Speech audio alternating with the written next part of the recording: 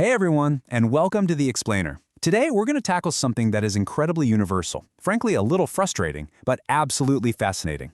We're talking about the late night cringe. You know the exact feeling I'm talking about, right?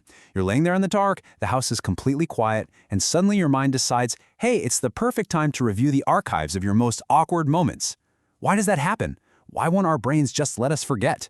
Well, today we're breaking down the actual psychology behind this, and honestly, by the time we wrap up, you're gonna have a totally new perspective on those sleepless nights. You'll know exactly what your mind is pulling behind the scenes. So, have you ever been right on the edge of falling asleep when your brain reminds you of an embarrassing mistake? It's the classic setup. You fluff the pillows, you're perfectly cozy, your breathing is slowing down, you're just drifting off, and then, boom. Out of literally nowhere, your brain pulls up a crystal clear memory of something wildly embarrassing you did like 5 whole years ago. Not yesterday, half a decade ago. It jolts you completely awake. Your heart might even be racing a bit.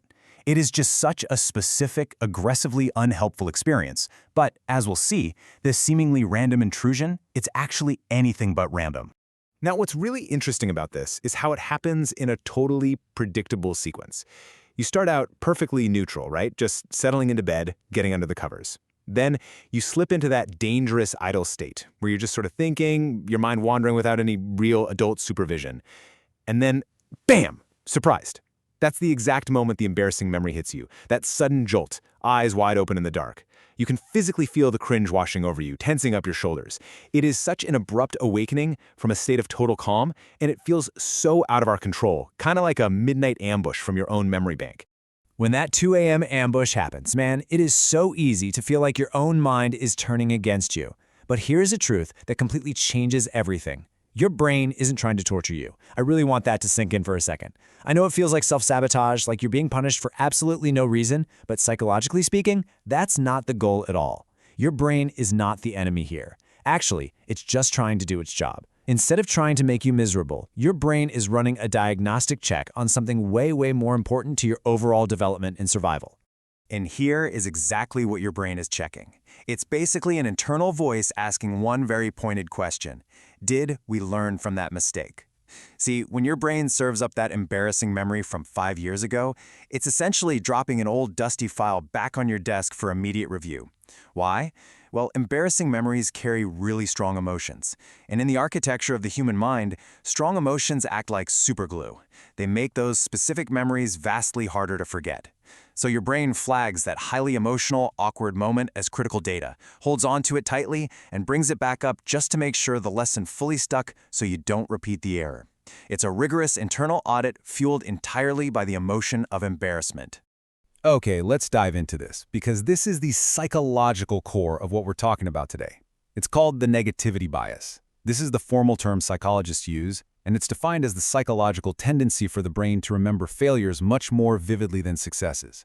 This right here is the engine behind the late-night cringe. Your brain is quite literally wired to prioritize the negative. It takes your failures, your awkward moments, your slip-ups, and it highlights them in bright neon colors in your memory. Meanwhile, it lets your everyday successes just kind of calmly fade away into the background. Getting a handle on this negativity bias is absolutely crucial to understanding why your brain goes rogue when the lights go out.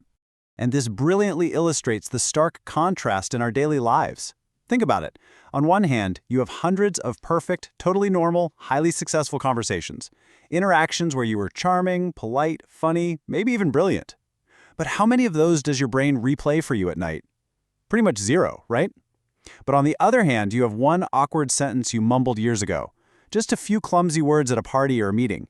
And yet, that is the exact memory your brain decides to put on a relentless loop. It completely discards the hundreds of wins and fixates entirely on that one single social failure. It feels completely unbalanced, doesn't it? But there's actually a very deep, very ancient reason for this imbalance. To really get why our brains are wired this way, we have to look at the evolutionary stakes. Because throughout human evolution, the environment was, frankly, incredibly unforgiving. If you made a dangerous mistake, forgetting it could be fatal. It could literally cost our ancestors their lives.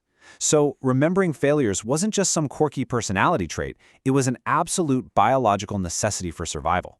The humans who remembered their mistakes vividly, the ones whose brains naturally fixated on negative outcomes, were the ones who survived, adapted, and protected themselves from future threats. So that negativity bias that's making you cringe today, it's literally a leftover survival mechanism. Your brain is treating that awkward sentence from years ago with the exact same urgency it used to treat a literal predator on the savannah. So, the crucial point is this. When you're lying awake in bed, cringing at your own past, it isn't proof you're weird. It's not proof you're broken or uniquely awkward. It's actually proof that your brain is functioning exactly the way it evolved to function. It's proof your brain is actively trying to protect your future.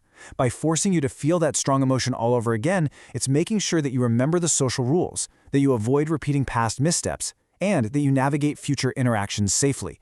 It's this brilliant biological feature, an ancient security system that's still working overtime to keep you safe and secure in the modern world. Which brings us to our final question, and honestly the biggest takeaway from this whole explainer. Next time a cringe memory keeps you away, will you realize your brain is trying to protect your future? Because once you actually understand the psychology of the negativity bias and that deep evolutionary history behind it, you have the power to completely change how you react in that midnight moment. Instead of fighting the memory, tossing and turning, and feeling terrible about yourself, you can just acknowledge it. Take a deep breath, literally tell your brain, okay, message received, lesson learned, and finally get some sleep. Thanks so much for joining me to unpack this fascinating topic today, and hey, I really hope this helps you rest a little easier tonight.